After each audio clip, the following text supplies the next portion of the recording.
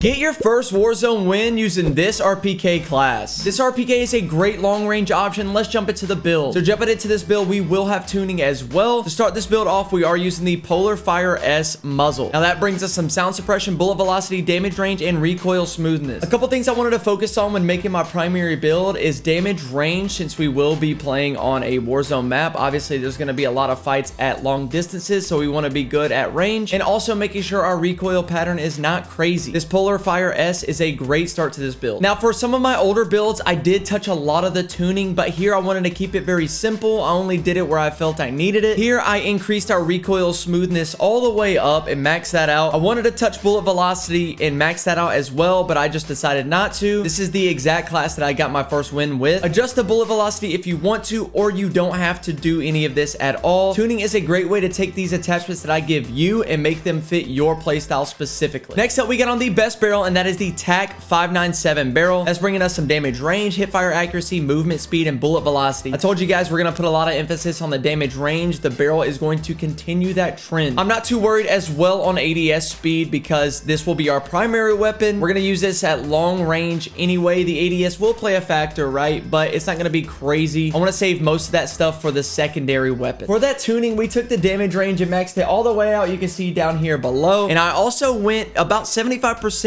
up with the recoil steadiness. I didn't want to take away too much from the aim walking speed, but I did want to make sure our recoil was good. Like I said, make sure you guys tune this to your specific playstyle and how you enjoy it. On the recoil steadiness, we did go up about 26 notches. Next up, we got on one of the best underbarrels in the game. That is the FTAC Ripper 56. Guys, I definitely suggest you use it. We got that aiming idle stability, hip fire accuracy, and recoil stabilization. The biggest thing here, I went through all the attachments and kind of looked at what was going to bring us the best recoil and accuracy. You can see a huge chunk added here to the accuracy and a little bit to the recoil control. Handling and mobility do drop off a little bit, but I'm not too worried about that. For the tuning, I cranked up that recoil stabilization all the way to the max. You can see, look at that big increase in the accuracy, and there's a better picture for that chart down here below. But for the aim walking speed and aiming idle stability, I didn't really touch it at all. I didn't feel like I needed to, so I kept it the same. Now, just like in the first Warzone, we slapped on that VLK optic because it is one of the best optics in the game, I feel like right now. I really enjoy it, and it's nostalgic, so I didn't want to switch it up too much. Put on whatever sight that you guys want, but for me, I was rocking the VLK. Now, even for the tuning, I put on some of that for the optic.